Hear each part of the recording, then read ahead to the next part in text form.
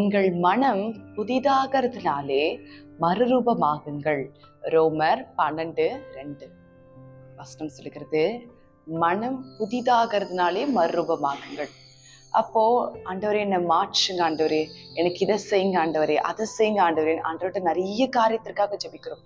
இந்த ஏரியால மாத்துங்க, என் வாழ்க்கையில இந்த கஷ்டத்தை மாத்துங்க, இந்த காரியத்தை மாத்துங்க அப்படின்னு நீங்க மாத்துங்க நான் அவரையே கேட்டுட்டு இருக்கோம். நான் சொல்லுகிறார், இல்ல நான் செய்ய வேண்டியதை செய்கிறேன், நீ மாற்ற வேண்டியதை மாற்று. உங்கள் மனம் புதிதாகிறதுனால தான் அந்த மறுரூபமே நடக்கும். மறுரூபம் என்னமோ நீங்க நினைத்து கொண்டிருக்கீங்க, ஆண்டவங்களுக்கு முன்பாக வந்து காட்சி கொடுத்து இன்னைக்கு நான் உன்னை மாத்துறேன்னு சொல்லிட்டு அப்படியே அவர் சொன்ன அடுத்த செகண்ட் உங்க பிரச்சனை எல்லாம் அப்படியே நின்று போய் அப்படி இல்லை. நீங்கள் மாற்ற வேண்டிய ஒரு காரியம் இருக்குது, நீங்கள் செய்ய வேண்டிய காரியம் இருக்குது. நீங்கள் மறுரூபமாக்கலன்னா எதற்கு கர்த்தர் உங்களை இத்தனை ஆண்டுகள் அந்த பூமியில வைத்திருக்கணும்? ரட்சிக்கப்பட்ட உடனே பரலோகத்து கூட்டி கொண்டு போகலாம்ல. ஏன் நீங்கள் பிறப்பதற்கு முன்பாகவே உங்களை ரட்சிக்க வைத்தே பிறக்கலாம்ல. தாயின் கருவில் தெரிந்து கொண்ட தேவனுக்கு தாயின் கருவிலே உங்களை அப்பவே பாவம் இல்லாமல் உங்களை உருவாக்க தெரியாத? ஏன் இந்த காரியத்தெல்லாம் தேவன் செய்கிறார்? ஏன் இந்த காரியங்கள் நடைபெறுகிறது? நீங்கள் நினைத்து கொண்டிருக்கிறீர்கள் கர்த்தருக்கு ஏதோ பொழுதுபோக்குக்கு உங்களுக்கு இந்த காரியத்தெல்லாம் செய்து கொண்டிருக்கார். இல்லை, எதை செய்தாலும் நோக்கத்தோடு காரியத்தோடு செய்கிற தேவனா இருக்கிறார். அவர் சும்மா எந்த ஒரு காரியத்தையும் செய்ய மாட்டார். அவர் அர்த்தமில்லாமல் காரணம் இல்லாமல் அவருடைய பார்வை கூட எங்குமே பார்க்காது. அவருடைய கண்கள் ஒரு இடத்துல பார்க்குதுன்னா அதற்கு பின்பாக 1000 அர்த்தங்கள் இருக்கும். ஒரு மனிதனை பிடித்து விட்டார் என்றால் அதற்கு பின்பாக 1000 அர்த்தம் 1000 காரியத்தை தேவன் ஒழித்து வைத்திருப்பார். ஆண்டவர் சும்மாலாம் யாருமே அபிஷேகம் பண்ண மாட்டார். யாருமே சும்மா வெறுமையாயெல்லாம் தேவனுடைய ஆலயத்திலே கூட்டு வந்து உட்கார வைக்க மாட்டார்.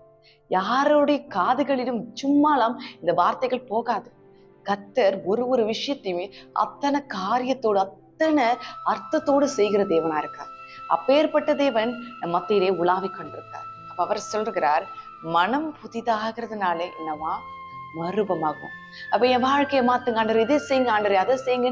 நீங்கள் கர்த்தர்கிட்ட ஜெபித்துட்டு நீங்கள் எது நம்ம செய்வீர்கள்? நீங்கள் அதே பழைய உங்களுடைய ஹேபிட்ல இருப்பீங்க. பழைய சுபாவம், பழைய பொறாமை, பழைய சோம்பேறித்தனம், பழைய பயம், பழைய காரியங்களே உங்களுக்குள்ள வைத்துக்கொண்டு பழைய தோல்விகளையே நடந்த காரியங்களையே உட்கார்ந்து யோசித்து கொண்டே இருந்தால் அப்ப அந்த இருதயம் எப்பொழுது மறுரூபமாகும்? அந்த இருதயம் எப்பொழுது புதிய காரியத்தை பெற்றுக்கொள்ளும்? அது பெறவே பெறாது. ஆண்டவரே கொடுக்கணும்னு நினைத்தாலும் அந்த இருதயம் என்ன தெரியுமா சொல்லும்? இல்ல உங்ககிட்ட இத்தனை குறை இருக்கு, இந்த காரியத்தை வச்சிருக்க, உன்னுடைய பழசு இப்படி, நீ இப்பதெல்லாம் பார்த்த, உன்னால எப்படி இதை பெற்றுக்கொள்ள முடியும்? உங்கள் இருதயமே உங்களை பாதித்து கொண்டிருக்கும். அதனால நீங்கள் என்ன செய்யுங்கள்? முதலாவது உங்கள் இருதயம் மறுரூபமாவதற்கும் புதிய காரியத்தை ஏற்றுக்கொள்வதற்கும் உங்கள் இருதயத்தை ஆயத்தப்படுத்துங்கள். இருதயத்தை சரி செய்து கொள்ளுங்கள். முதலாவது இருதயத்திடம் பேசுங்கள்.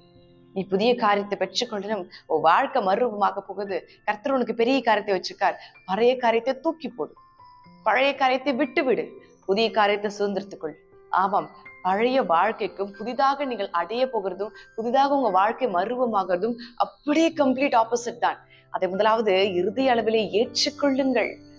அதை முதலாவது ஏற்றுக்கொண்டு கர்த்தர் உங்களுக்கு வைத்திருக்கிற பாதைகளை செல்ல தைரியத்தை அடைகிற பிள்ளைகளாயிருங்கள். தைரியத்தோடு செல்லுங்கள், தைரியத்தோடு நொல்லுங்கள். கர்த்தர் உங்களுக்காக செய்ய போகிற ரட்சிப்பை கொஞ்சம் பொறுத்திருந்து பாருங்கள்.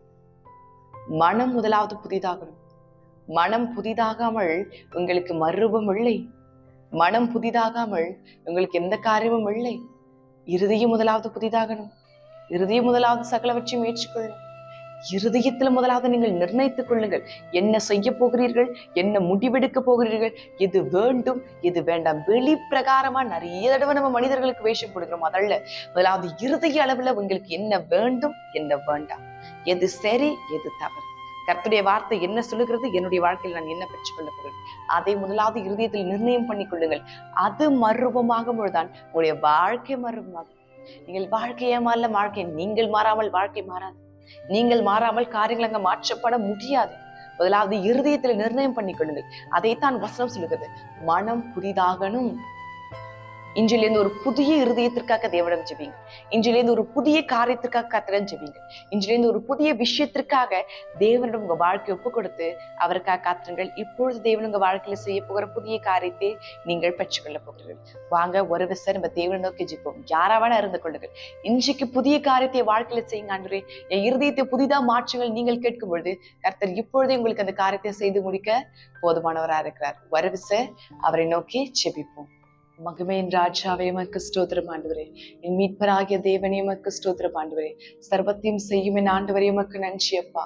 தேவனே, இந்த நேரத்திற்காக உமக்கு நன்றி செலுத்துகிறேன் தகப்பனே. அப்பா, இந்த வார்த்தை கேட்டுக்கொண்ட அநேக ஜனங்கள் என்னுடைய இருதயம் மாற கடவுது என்று அவர்கள் ஜெபித்துக் கொண்டிருக்காங்க ஆண்டவரே. அவர்கள் பழைய சுபாவத்தை கைவிட்டுட்டு புதிதான வாழ்க்கையை ஏற்றுக்கொள்ள விரும்புகிறார்கள் ஆண்டவரே.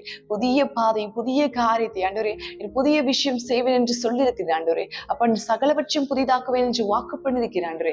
அந்த வாக்கு தத்தங்களை எல்லா ஜனங்களும் சுதந்திரத்துக் கொள்ள கடவர்கள் ஆண்டவரே. தகப்பனே, புதிய காரியங்கள், புதிய விஷயங்கள், பழைய காரியங்கள் ஒழிந்து போகட்டும். அவருடைய இதயத்தில் எல்லாமே புதிதாகட்டும் ஆண்டவரே. மகிமையின் தேவனே உமக்கு ஸ்தோத்திரம். மாறாயின் தகப்பனே உமக்கு நன்றி. எம்மானுவேலரே உமக்கு நன்றி. சிருஷ்டி கர்த்தாவே உமக்கு நன்றி அப்பா. புதிய காரியத்தை செய்வீராக. புதிய காரியத்தை செய்ய போறமைக்காக நன்றி அப்பா. ஜனங்களை நீ நடத்த போறமைக்காக நன்றி ஆண்டவரே.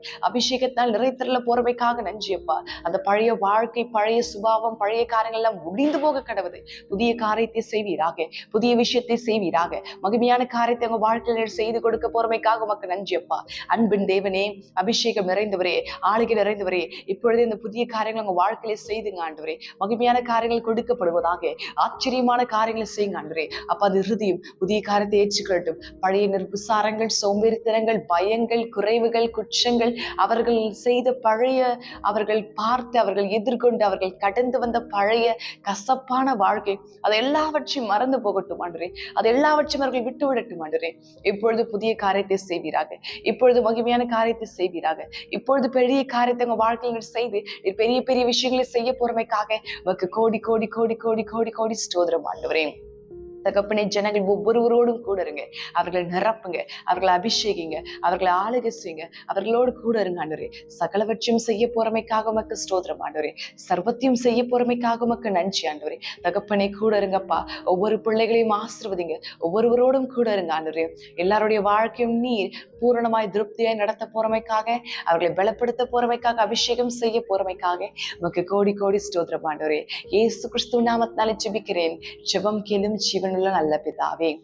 அமேன், அமேன், அமேன்.